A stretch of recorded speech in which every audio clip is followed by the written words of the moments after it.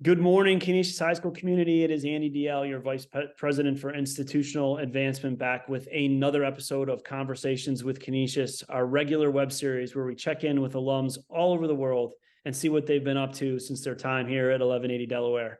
I am joined today from New York City by Mr. Scott Thrun from the class of 1982. Scott, how are you today? Andy, I'm fine. Thank you for asking. Great to have you here. Scott is the VP for Real Estate Development at the Silverstein Development Company. He is located right downtown in lower. It's lower Manhattan, right? You're looking at the Freedom Tower. Your company was the company that developed the Freedom Tower. Is that correct?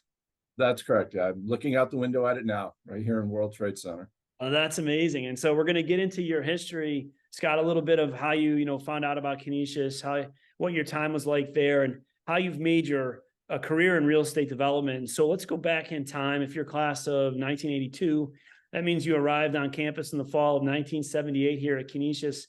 Tell us a little bit about where you grew up, how you heard about Canisius, and some of your early experiences there. Sure. Thanks for asking.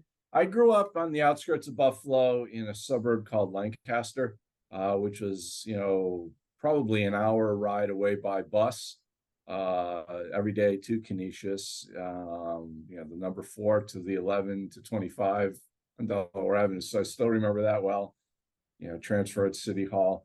But yeah, I grew up in Lancaster and ended up at Canisius, mainly at that age, it was my parents who said, look, this is where you really need to go. I think it was the whole Jesuit tradition, the Jesuit branding, the Jesuit education that had a really, really big impact on them. Me, I was kind of like, I don't want to go. There's no girls there. I mean, it's an hour away, don't make me go. But I went and I was there for 4 years, starting at 78, and absolutely loved it. And so who are some of your big influences while you're at Canisius early on? Oh, there's so many of them. And I actually wrote down a few names that just, because just so many. I just remember like Mr. Kulagowski with history, Frank Tadini. I mean, to this day, I still quote Shakespeare in meetings, and it's baffling where somehow there's always a Shakespeare quote that you can always drop in a meeting that just seems so relevant that makes me look smart even though I'm not. I think that one of our history too. I think it was Mr. Friedhaber. I think I got his name right up in history. Great guy. One of our physics teachers, and his name escapes me. But yeah, the usual teachers like Father Nauman, Father Greer, Father French.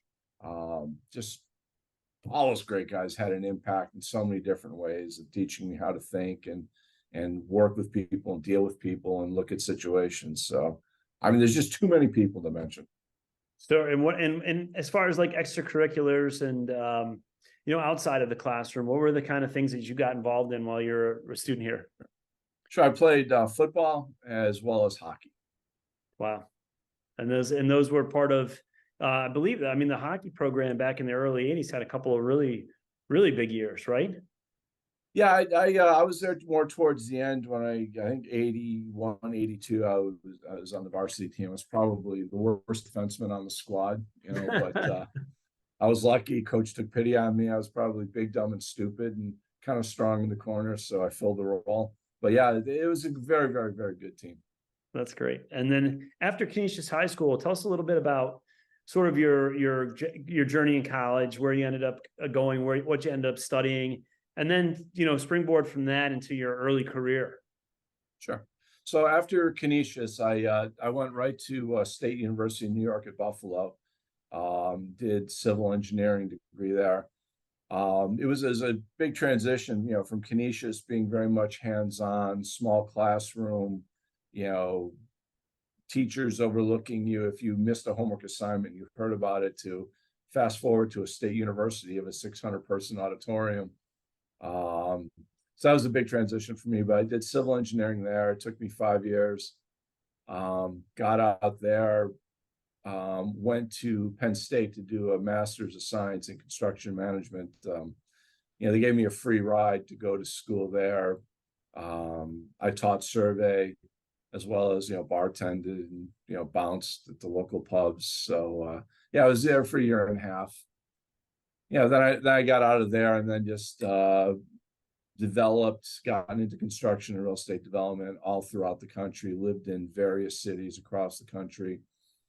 Ended up in Boston around, I think it was like 92 during, one of the last great recessions, and ended up going back to get an MBA at Boston University to take some time out because it just real estate was upside down and sideways.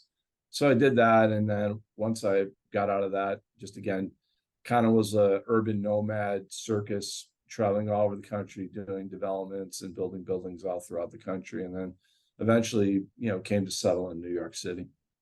And do you have, along the way, is there a favorite project that you worked on? I mean, obviously we mentioned the Freedom Tower earlier, and that's probably hard to beat, but is there any projects you remember, from your different stops along the way that you were really enthused about? So that's a good question. Yeah, I wasn't around for the Freedom Tower. That predated me before I arrived here, but we are doing some interesting things. We're looking at some very interesting projects here in New York, very bullish on New York. And I'll get to, we've got an interesting project we're looking to do right across from New York Stock Exchange. We're going to build a high-rise new apartment building, an adaptive reuse of an existing office building. It used to be the old Goldman Sachs headquarters, and we're now going to convert an office building into residential right across from New York Stock Exchange, which is kind of cool. But no, I've developed properties all across the country, from hotels in the Caribbean to, hotels out in California to apartment buildings in New York. And, some of the more interesting things were, time down in the Caribbean, living down there. Wow, that's really cool. As you reflect back a little bit on your time at Canisius, what would you say, like how did your time at Canisius prepare you for your career in real estate development? Great question. As I mentioned, I've got 3 college degrees, advanced degrees. But quite honestly, Canisius was my best education for success in what I do. And I don't be bragging, but I've done very well with real estate in my career. And it was due to Canisius, and it was, all the other degrees and college degrees and advanced degrees were nice and very technically orientated, and there was some management skills, but I think it was Canisius, the Jesuit mindset, question everything. There's always a backstory. There's always 2 sides to a story.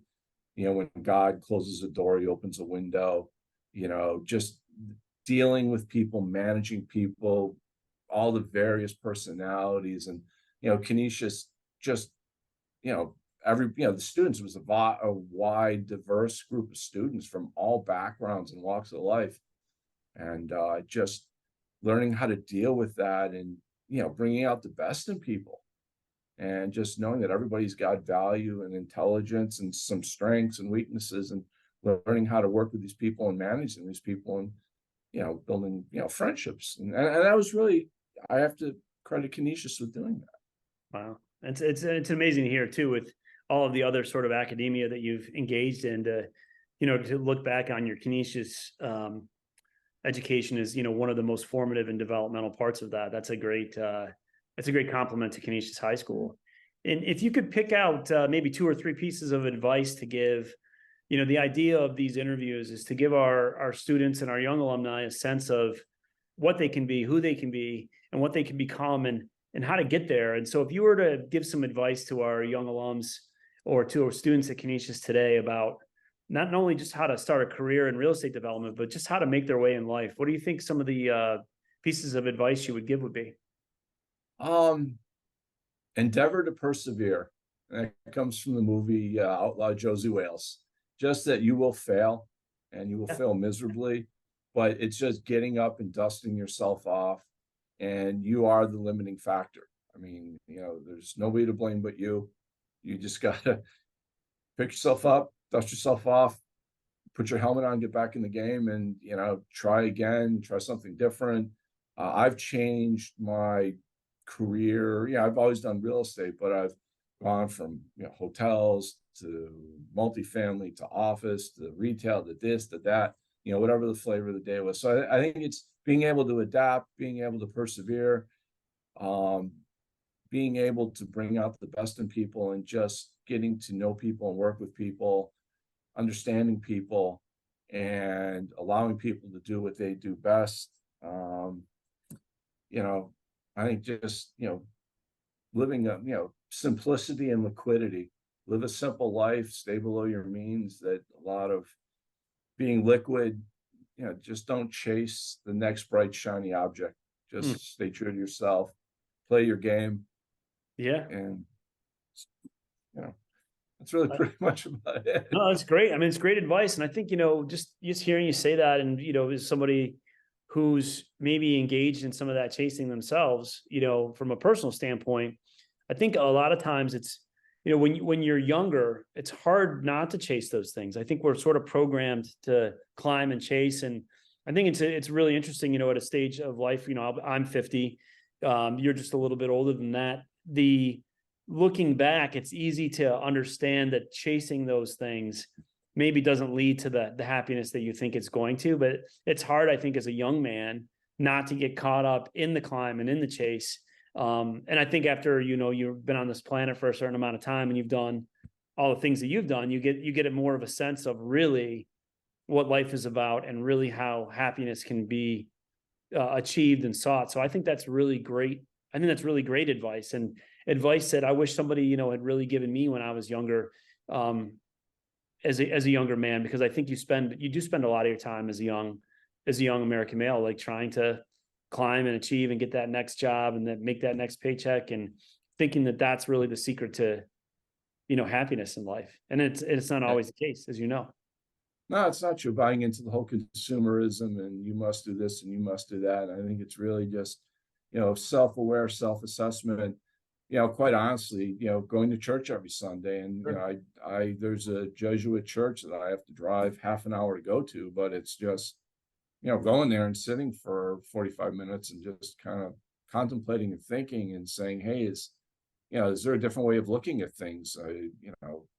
And questioning everything, saying, is this the right path? I mean, could I do something differently here? Hey, did I treat that guy the right way? Could I have done something a little bit differently? And just learning, self-aware, being critical of yourself and saying, I can do better. And that's what you're talking about, is praying the examen, basically, the very Jesuit, prayer, reviewing your day. And it's great though, that you're as successful as you are, but you're still in that sort of contemplative stage. So as you look to the future, Scott, you're relatively young man, you got a lot left to accomplish. What are some of your near-term and longer-term goals as you think about the future?